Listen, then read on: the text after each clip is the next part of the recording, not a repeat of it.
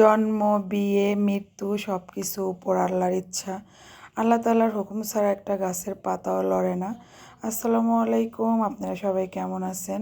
আশা করি আপনারা সবাই ভালো আছেন। আলহামদুলিল্লাহ আমিও অনেক ভালো আছি। সবাইকে জানাই ঈদ মোবারক, ঈদ মোবারক। আপনাদের ঈদ ভালো কাটুক, আপনারা সবাই ভালোভাবে আপনজনের সাথে গ্রামে যেয়ে ভালোভাবে ঈদ কাটান। আমার তো আর কোনো আপনজন নেই। দুনিয়াতে যার বাবা নেই, মা নেই, তার কোনো ঈদ নেই। আমি তো এতিম। আপনারা সব এই ভিডিওটা অনেক আগের, আমি মাঝখানে অনেক দিন গ্যাপ গেছে, অনেক দিন কোনো ভিডিও আপলোড করি নাই, কারণ আমার মন মানসিকতা ভালো ছিল না আর ইচ্ছাও ছিল না যে আমি ফেসবুকে কোনো ভিডিও ছাড়বো। তারপরেও একা একা ভালো লাগে না, মনেও ভালো লাগে না, কোনো কিছু ভালো লাগে না। আমার মোবাইলে অনেক আগের ভিডিও ছিল, ভাবলাম যে এই ভিডিওটা ছাড়ি। আর একটা দুঃখের সংবাদ শুনে আরও খারাপ লাগলো যে আমি যার বিয়েতে অনুষ্ঠানে গেছিলাম, এটা আমার সম্পর্কে আমার ভাগ্নে হয়, বোনের ছেলে। এই বিয়েটা হয়েছে, আমি এখন পর্যন্ত ভিডিওটাই ছাড়ি নাই, অথচ ওনাদের আবার মানে ডিভোর্স হয়ে গেছে।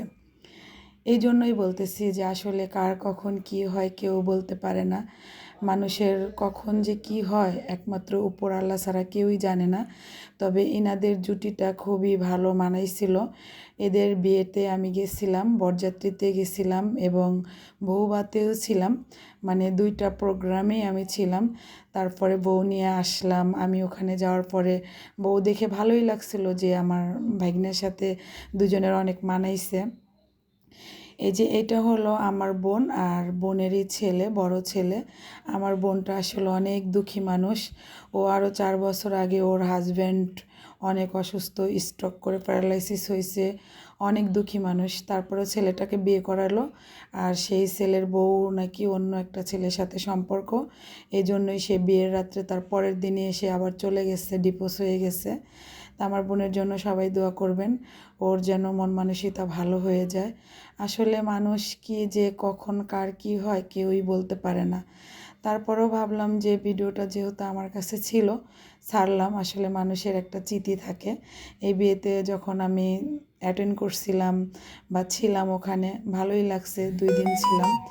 তারপরে এমন একটা ঘটনা হয়ে গেছে, শোনার পরে আমার খুবই খারাপ লাগছে, খুবই কষ্ট লাগছে যে আসলে কাজটা ঠিক হয় নাই। এটা হলো আমার ভাগ্নে, সে তার বউ আনার পরে সে নিজেই ডান্স করতেছিল। সে অবশ্য অনেক সুন্দর ডান্স করে, লেখাপড়াও জানে।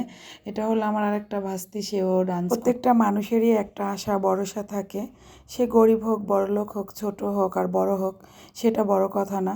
মানুষ বলতেই আশা থাকে, মানুষ বলতেই স্বপ্ন থাকে। আর সবার মতো আমার বোনেরও একটা আশা ছিল, একটা স্বপ্ন ছিল, তার ছেলেকে ভালো একটা ঘরে বিয়ে দিবে, ভালো একটা মেয়ে নিয়ে এসে সংসার করবে। সেটা তো আর হলো না। যাই হোক, আমার আজকের ভিডিওটা কার কাছে কেমন লাগলো অবশ্যই কমেন্টে জানাবেন। যদি আমার ভিডিও ভালো, আমার পাশে থাকবেন, একটা লাইক, কমেন্ট, শেয়ার করবেন। আর কি বলবো, কার ঈদ কেমন কাটলো, কে কোথা থেকে আমার ভিডিও দেখতেছেন অবশ্যই কমেন্টে জানাবেন। সবার জন্য অনেক অনেক দোয়া থাকলো, সবাই যেন ভালোভাবে ঈদ করতে পারে, সবার আপন মানুষের সাথে যেন ভালো সময় কাটাইতে পারে।